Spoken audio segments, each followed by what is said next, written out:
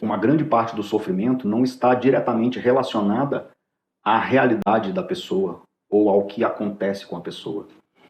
Sofrimento. Você já parou para pensar nessa palavra? Sofrimento.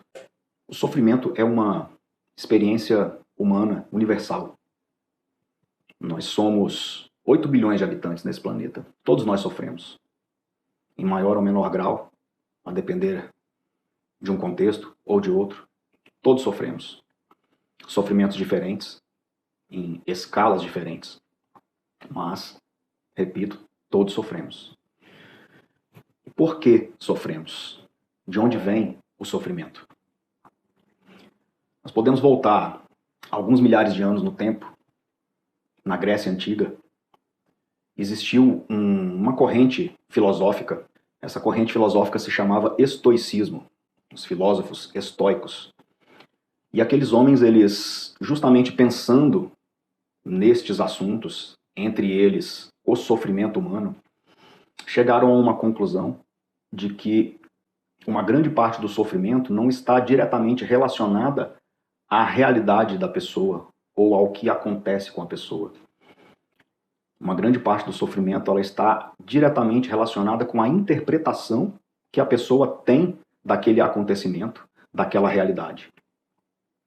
Isso é uma coisa muito interessante porque, de uma certa forma, coloca em cada um de nós uma responsabilidade e também uma possibilidade.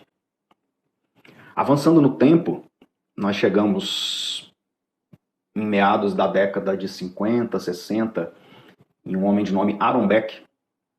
E esse homem, diante de vários estudos, entre eles dessa corrente filosófica a qual eu citei, desenvolveu uma técnica de psicoterapia chamada terapia cognitiva comportamental. E um dos pressupostos básicos dessa psicoterapia é justamente esse, que uma boa parte do sofrimento de um ser humano está diretamente relacionado com a interpretação que ele dá àquela causa, àquele contexto. E ele foi um pouco além, porque de uma forma ele instrumentalizou o ser humano para que ele pudesse trabalhar com ferramentas que ele mesmo possui, para ser mais ativo, digamos assim, mais proativo diante dessa situação. O que disse Aaron Beck? Ele postulou que a forma com que nós pensamos, o conteúdo dos nossos pensamentos, influencia diretamente a forma com que nós sentimos, as nossas emoções. E as nossas emoções, por sua vez, influenciam diretamente nos nossos comportamentos. Se eu sei que o meu pensamento influencia a minha emoção, eu tenho condição de observar e de mudar o meu pensamento, eu tenho condição de mudar a minha emoção. Se eu tenho condição de mudar a minha emoção, eu consigo adequar a forma com que eu me comporto. Isso faz com que eu não seja refém do sofrimento. E esse processo, ele nada mais é do que um processo de autoconhecimento.